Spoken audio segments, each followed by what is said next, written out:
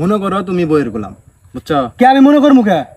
আরে মনে করো তুমি বইয়ের গোলাম, এরপর আমি একটা গুরুত্বপূর্ণ কথা কম, উদাহরণস্বরূপ মনে করো তুমি বইয়ের গোলাম। তুই গুরুত্বপূর্ণ কথা কও, কিন্তু আমি মনে করবো কিসের জন্য আমি বই করলাম? আরে বুঝতে আসো না রে ভাই, মনে করো তুমি বইয়ের গোলাম, তারপর আমি কাজের কথাটা কই। আমি মনে করবো কিসের জন্য? ফাইজলামা শুরু হয়েছে।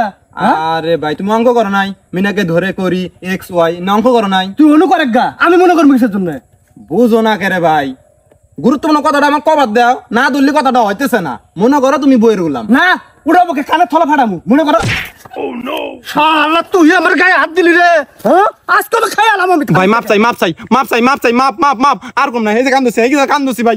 না আজকে কোনো মাপ নাই, আজকে তোরা খাই হালামু।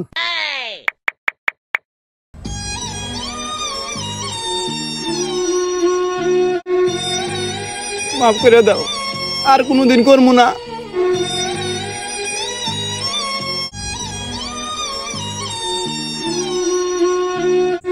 আচ্ছা ঠিক আছে, মাফ করে দিলাম। যা কি করে আর ভুল।